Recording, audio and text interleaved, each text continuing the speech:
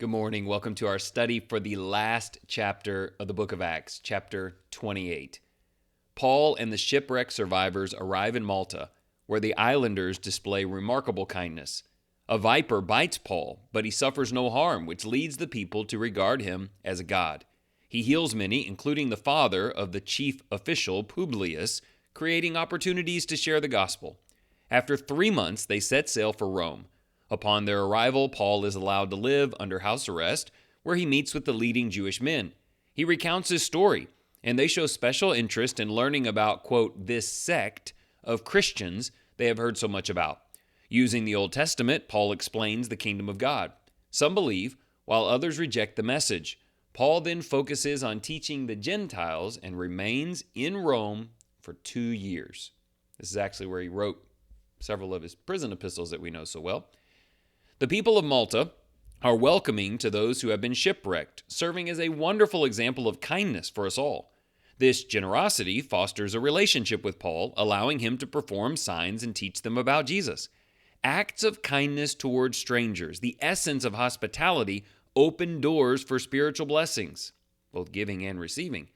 It is amazing how God utilized the shipwreck to disseminate the gospel in Malta.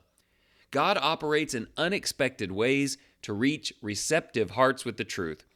While Paul encounters opposition in Rome, he also discovers many who joyfully embrace the name of Jesus. In every setting, circumstance, and audience, it is God's desire for his followers to share, quote, the kingdom of God concerning the Lord Jesus Christ. Islands, wherever they are, same mission all the time. 3 questions to finish out the book of Acts.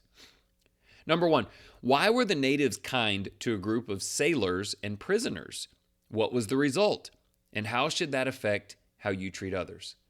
It's interesting here, they were non-believers and they were kind to a believer, and it ended up bringing the gospel to them. How much more so should we as believers show that kind of courage? Question 2, God used a shipwreck to bring the gospel to Malta. Can you see unpredictable paths in your life where God has led you to share Jesus? And by unpredictable, I mean scary, tumultuous. There's a couple here at our congregation who he was diagnosed with cancer recently, a few years back, and the stories, the interactions he's had with nurses and doctors and people in the hospitals, God's been at work throughout that entire story. Question 3, Scripture taught that many would not listen. Paul turned to those who would. How can that encourage you in your evangelistic work? We want everybody to be saved, but there are some who are just telling you, I'm not interested. And you can keep using your energy that way, and I think you should touch base as often as you feel is wise, but there are plenty out there who are hurting, who are looking for healing, and Jesus is the answer. Let's pray as we conclude. God of wisdom, thank you for guiding our lives to deeper faith and to reflect the light of Jesus in all situations. Storms in life are inevitable, and sometimes shipwrecks occur. However, the sun always rises on a new day, bringing fresh opportunities to honor the King. Father, we pray for safety and peace.